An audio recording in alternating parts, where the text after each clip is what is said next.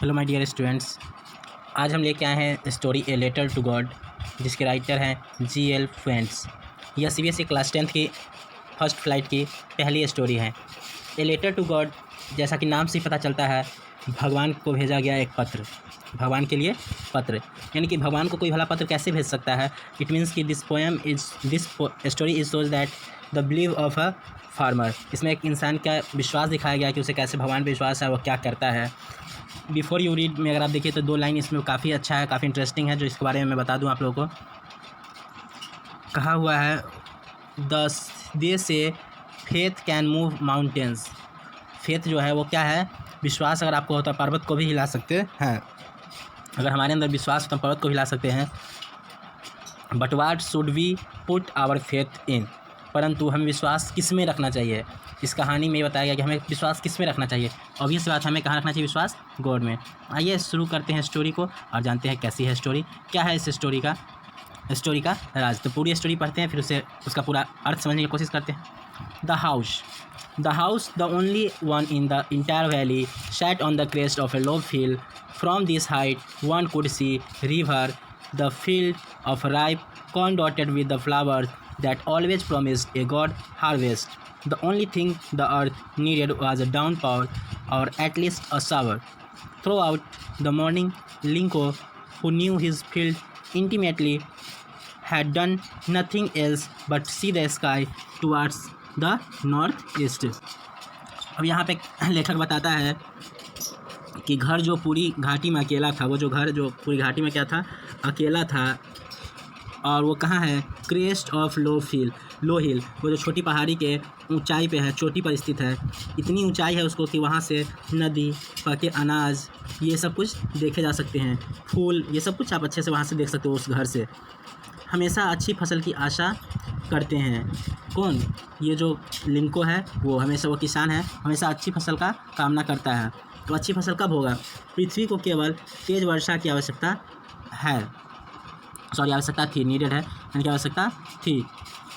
Down power मतलब ज़ोरदार बारिश, और एटलीस्ट ए सावर, और नहीं तो कम से कम एक सावर भी होना चाहिए। सावर मीन्स बौछार, बारिश की थोड़ी जो बारिश होती है, हल्की फुल्की बारिश, उसे बोलते हैं बौछार। पूरी प्रातः यानी फर्स्ट अर्ली मॉर्निंग में लैंको ने, जो अपने खेतों से पूरी तरह परिचित था, उसे अपने खेत के बारे में सब कुछ पता था इंटीमेटली, उत्तर पूर्व की ओर आकाश को देखने के अतिरिक्त कुछ नहीं किया था। वो क्या करता है, इस आसमान की तरह देखता है कि आसमान में क्या है। Now we are really going to get some water, woman. The woman who was preparing supper replied, yes, God willing. The older boys were working in the field while the smaller ones were playing near the house, until the woman called to them all, come for dinner. It was during the meal that, just as Linko had predicted, big drop of rain began to fall. In the northeast, huge mountain of clouds could be seen approaching. The air was fresh and sweet. The man went out for no other reason than to have a pleasure of feeling the rain on his body. When he returned, he exclaimed, These aren't raindrops falling from the sky. They are new coins. The big drops are 10-cent pieces and the little ones are 5s. कवि लेखक जो अपने घर आता है और अपनी पत्नी को बोलता है कि अब हम कुछ पानी प्राप्त करेंगे, यानी कि भोजन चाहता है। वो जो महिला, जो उसकी पत्नी जो है, वो खाना पका रही होती है, वो जवाब देती है, हाँ, यदि भगवान ने चाहा तो। बड़े लड़का जो उसका होता है, वो खेत में काम कर रहा होता है, जबकि छोटा जो होता है वो घर के पास ही खेल रहा होता है। जब उसकी पत्नी ने उसे उन्हें बुलाकर नहीं कहा भोजन के लिए आओ। भोजन के दौरान जैसे ही लैंको ने पूर्वानुमान लगाया था, जैसे उनको विश्वास था कि वर्षा होगी, वर्षा की बूंदें गिरेंगी, वैसे उस समय ही बारिश होने लगी। उत्तर पूर्व में बड़े बड़े बादलों के पर्वत आते हुए देखे जा सकते थे। हवा ताज़ी व मधुर थी। वह आदमी किसी और कारण की अपेक्षा अपने शरीर पर वर्षा का आनंद अनुभव करने बाहर गया। तब वह जब अंदर आया तो प्रसन्नता से बोला, ये आकाश से गिरता पानी की बूंदें नहीं हैं, ये तो नए सिक्के हैं। बड़ी बूंदें 10 सेंट और छोटी सिक्के जो है 5 सेंट। जैसे अपने यहाँ 10 रुपये 5 रुपये होता है ना, वैसे ये वहाँ की मुद्रा है। आगे है, with a satisfied expression he regarded the field of ripe corn with its flower draped in a curtain of rain. But suddenly a strong wind began to blow to fall. These truly did resemble new silver coins. The boys, exposing themselves to the rain, ran out to collect the frozen pills. आगे आगे जो कवि है, हाँ वही लेखक जो है वो क्या है, संतुष्ट होकर अपने आप को सेटिस्फाइड होते हुए उसने फूलों वाले पके अनाज खेतों को वर्षा की चादर से लिपटे देखा, उसमें बारिश होते हुए देखा। परंतु अचानक तेज़ हवा चलने लगी तथा वर्षा के साथ साथ बड़े बड़े ओले गिरने लगे, स्नोफॉल होने लगा। ये वास्तव में नए चांदी के सिक्के जैसे थे। लड़के वर्षा में जाकर जमे हुए मोतियों को इकट्ठा करने बाहर भागे। उनका जो बेटा था वो भागा बाहर उसे कलेक्ट करने के लिए। "It is really getting bad now," exclaimed the man. "I hope it passes quickly." It did not pass quickly. For an hour the hail rained on the house, the garden, the hillside, the cornfield, on the whole valley. The field was white as if covered with salt. ऐसा मानो हो लगा कि खेत जो है वो नमक से ढक गया हो।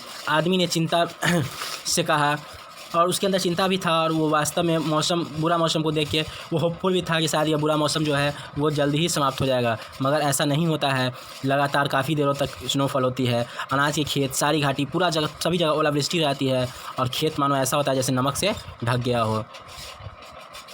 Not a leaf remained on the trees. The corn was totally destroyed. The flowers were gone from the plants. Lincoln's soul was filled with sadness. When the storm had passed, he stood in the middle of the field and said to his sons, "A plague of locusts would have left more than this. The hail has left nothing. This year we will have no corn." That night was a sorrowful one. All our work for nothing. There is no more one who can help us. We shall all go hungry this year. अब लेखक कहता है कि वृक्ष पर अब तो एक पत्ता भी नहीं बचा। अनाज जो है वो पूरी तरह से क्या हो गया, अब नष्ट हो गया है। पौधों में फूल तक नहीं रहे, पत्ता तक नहीं रहा। लैंको की जो आत्मा है वो उदास हो जाती है, वो सैड हो जाता है। जब आंधी गुजर जाती है तो वो बीच खेत में खड़ा होकर अपने बेटे से कहता है कि उपद्रव को देखो, इससे अधिक तो कोई दूसरा अगर प्रॉब्लम होता, कोई कीड़ा खाता, कुछ और होता तो शायद थोड़ा बहुत बच भी जाता। इस ओला ने तो, स्नोफॉल ने तो कुछ भी नहीं छोड़ा। इस वर्ष हमारे पास कोई अनाज नहीं होगा। हमारी सारी मेहनत क्या हो गई, व्यर्थ हो गई। All our work for nothing. अब जो है कोई हमारी सहायता नहीं कर सकता। इस पूरे वर्ष हम सभी भूखे रहेंगे। We shall all go hungry this year. But in the heart of all who lived in the solitary house in the middle of the valley, there was a single hope, help from God. Don't be so upset, even though this seems like a total loss. Remember, no one dies of hunger. That's what they say, no one dies of hunger. अब देखिए, सभी के हृदय में, जो कि घाटी के मध्य में उस अकेले मकान में रहते थे, केवल एक आशा थी। वह जो जहाँ पे उसका घर था वो अकेला इकलौता उसका घर था पहाड़ी पे। उसे बस एक ही होप था कि भगवान से मिलने वाली सहायता, या भगवान ही कुछ कर सकते हैं। पूरी हानि तो दिख रहा था, उसे पूरा लॉस हो चुका था, परंतु वो अपने आप को समझा रहा था कि परेशान मत हो, याद रखो कि भूख से कोई नहीं मरता। वही जो उन्होंने कहा, भूख से कोई नहीं मरता, यही बात इसके माइंड में रहता है कि भूख से कोई नहीं मर सकता है, यानी कि भगवान हमारा मदद ज़रूर करेंगे। आगे है, although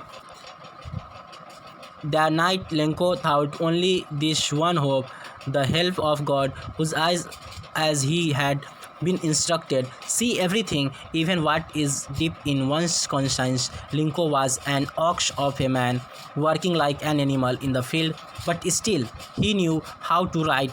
The following Sunday at the daybreak he began to write a letter which he himself would carry to a town and place in the mail.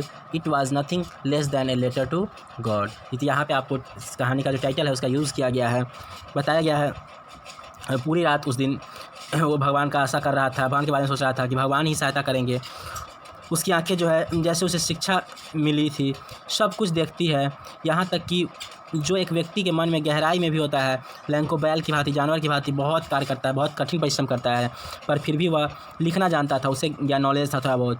अगले रविवार को दिन प्रातः वह एक पत्र लिखने लगा, और जिसे वह स्वयं लेकर जाएगा। कहाँ जाएगा? डाकघर में, जहाँ पे पोस्ट ऑफिस में डालेगा। यह भगवान को लिखे पत्र से कम कुछ नहीं था। इसमें लिखा गया था, God, he wrote, if you don't help me, my family and I will go hungry this year. I need 100 pesos in order to show my field again to life until the crops come because the hailstorm.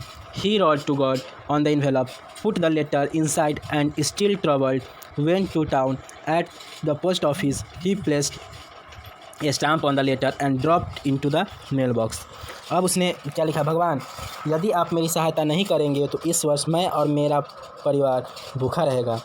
फिर से खेत में बीज बोने के लिए तथा अगली फसल तक जीवित रहने के लिए मुझे 100 पैसोज की आवश्यकता है, क्योंकि ओलावृष्टि ने हमारी सारी फसल बर्बाद कर दी है। उसने लिफाफे पर भगवान का पता लिखा, उसमें पत्र डाला था। अब भी चिंताग्रस्त शहर की ओर चल दिया। डाकघर में उसने पत्र पर टिकट लगाकर डाक पेटी में डाल दिया। अब है one of the employees who has a postman and also helped at the post office went to his boss laughingly heartily and showed him a letter to God. Never in his career as a postman had he known that address. The postmaster, a fat, amiable fellow, also broke out laughing, but almost immediately he turned serious and tapping the letter on his desk commented, "What faith! I wish I had the faith of the man who wrote this letter, a starting of correspondence with God." अब जो है कर्मचारियों में से जो एक होता है पोस्टमैन तथा जो डाकघर में भी हेल्प करता है, वहाँ डाकघर में काम करता है, वो उसे बहुत हंसी आती है। वो अपने अफसर के पास जाता है, देखो भगवान को भेजा गया पत्र दिखाया, बोलता है कि देखो भगवान के पास पत्र लिखा गया है। पोस्टमैन का कार्य करने के दौरान पूरे जीवन में उसने कभी वह पता नहीं देखा था। पोस्टमास्टर जो कि एक मोटा व सद्भाव वाला व्यक्ति था, फिर जोर से हंसा और शीघ्र वह गंभीर हो गया तथा पत्र को अपने मेज़ पर पटक कर उसने कहा, कितना विश्वास! मैं भी चाहता हूँ कि मुझ में भी इस पत्र लिखने वाले व्यक्ति जितना क्या हो, विश्वास हो, ताकि भगवान के साथ पत्र व्यवहार आरंभ करने का मेरे अंदर भी क्या हो, विश्वास हो। देखिए अब आगे क्या होता है। So in order not to shake the writer's faith in God, the postmaster came up with an idea, answered the letter, but when he opened it was evident that answer it he needed something more than goodwill, ink and paper, but he stuck to his resolution. He asked for money from his employees. He himself gave part of his salary, and several friends of his were obliged to give something for an act of charity. अब देखिए बहुत ही अच्छी line है यहाँ पे, थोड़ा सा funny भी था बट यहाँ पे काफ़ी सीरियसनेस है, इसलिए कि कहीं लेखक का भगवान से विश्वास न टूटे। डाकपाल को एक विचार सूझा, क्योंकि आप खुद सोचो भगवान के पास तो पत्र जाएगा नहीं कि पत्र का उत्तर दे दो, परंतु जब उसने पत्र खोला तो उस यह स्पष्ट था कि उत्तर देने के लिए उसे सद्भावना, स्याही व कागज़ से अधिक किसी और चीज़ की आवश्यकता थी। वह क्या थी? पैसे की। और वह अपने निर्णय पर अडिग था। कौन? लेखक जो है, उसने अपने कर्मचारियों से धन मांगा, क्षमा कीजिएगा, डाक जो पोस्टमैन था वो, उसने स्वयं अपने वेतन का एक भाग दिया तथा उसके कई मित्रों ने भी दान के कार्य में कुछ धन दे दिया, जिसके द्वारा उसका क्या हो सके, उसका विश्वास जो भगवान के ऊपर वो बना रहे। It was impossible for him to gather together the 100 pesos, so he was able to send the farmer only a little more than half. He put the money in an envelope addressed to Linko and with a letter containing only a single word as a signature, God. अब देखिए, क्योंकि पैसे सब ने मिलकर जमा किया था तो 100 पैसे जो होते हैं वो बहुत ज़्यादा होते हैं, इसलिए वह किसान के पास आधा से कुछ ज़्यादा पैसे इकट्ठा करके लिफाफे में डाल के लैंको के पता पे भेज दिया। साथ में पत्र डाला जिसमें केवल एक शब्द थे, हस्ताक्षर थे सिर्फ भगवान के। आगे देखिए क्या होता है। The following Sunday Lencho came a bit earlier than usual to ask if there was a letter for him. It was the postman himself who handed the letter to him, while a postmaster, experiencing the contempt of a man who has performed a god deed, looked on from his office. अब अगले Sunday को लैंको जो है थोड़ा जल्दी पहुंच जाता है, जाते ही पूछता है कि क्या उसके लिए कोई पत्र आया है। पोस्टमैन स्वयं उसे वो पत्र देता है और ऐसे व्यक्ति को संतुष्टि का अभाव करते हुए जिसने एक अच्छा कार्य किया हो अपने कार्यपाल के दरवाजे से देखता रहा। वो अपने कार्यालय के दरवाजे से देखते रहा। वो आदमी का फेथ देख रहा था, किसका? लिंको का। आगे है, Lencho showed not the slightest surprise on seeing the money, such was his confidence, but he became angry when he counted the money. God could not give made a mistake, nor could he have denied Lencho what he had requested. अब देखिए यहाँ पे थोड़ी सी misunderstanding है, और ये misunderstanding नहीं कह सकते हैं आप, ये सिर्फ ये कह सकते हो कि उसका जो फेथ है गॉड के ऊपर, इस वजह से उसे ऐसा लग रहा है। लिंको ने धन को देखकर थोड़ा सा आश्चर्य नहीं दिखाया, बल्कि उसने उसे पैसे को आराम से गिना, क्योंकि उसे तो पूरा विश्वास था कि पैसा आएगा ही आएगा। जब पैसा गिना तो उसे गुस्सा आया, वो क्रोधित हुआ। फिर वो बोलता है कि भगवान तो ऐसा गलती नहीं कर सकता है। लिंको ने मांगा था उतना तो भगवान जरूर देने से इनकार नहीं कर सकते थे। हो सकता है ये पैसा कोई और खा गया है बीच में, ऐसा फीलिंग उसको आता है। Immediately Lencho went up to the window to ask for paper and ink on the public writing table. He started to write, much wrinkling of his brow caused by the effort he had to make to express his idea. When he finished, he went to the window to buy a stamp which he licked and then affixed to the envelope with a blow of his fist. The moment the letter fell into the mailbox, the postmaster went to open it. It said, God of the money that I asked for, only 70 pesos reached me. Send me the rest, since I need it very much. But don't send it to me through the mail, because the post office employees are bunch of crooks. लिंको। बहुत ही खूबसूरत कहानी, और इसका जो ending है वो बहुत ही लाजवाब। अब लिंको जो है वो खिड़की पर कागज़ तथा इंक जो है मांगा, और जो लिखने वाला जगह था, मेज़ था, उस पर जाके उसने लिखा, अपने विचार को व्यक्त कर रहा था। पत्र को ख़त्म करते हुए खिड़की पर टिकट खरीदने गया। टिकट को यहाँ पे जो लिखा हुआ बताएंगे हम, चाट कर, शायद वहाँ पे व्यवस्था नहीं रहा होगा गम का, उसने उसे चिपकाया और मुक्का मारा गुस्सा के साथ, और फिर उसे चिपका के उसने डाक पेटी में गिरा दिया। अब जब फिर पोस्टमैन जो है उसे खोलने गया, उसने देखा कि उसमें लिखा था, भगवान जितना धन मैंने मांगा था उसमें केवल 70 पैसे ही मुझ तक पहुँचे हैं। शेष भी मुझे भेज दो, क्योंकि मुझे इसकी बहुत आवश्यकता है। परंतु यह धन मुझे डाक द्वारा न भेजना, क्योंकि डाक खाने के कर्मचारी तो बेईमानों का समूह है। आपका लिंको। तो कैसी लगी आपको स्टोरी, आप मुझे कमेंट करके ज़रूर बताइएगा। अगर अच्छी लगी हो तो लाइक कीजिए, अपने दोस्तों के साथ शेयर कीजिए। Thank you so much.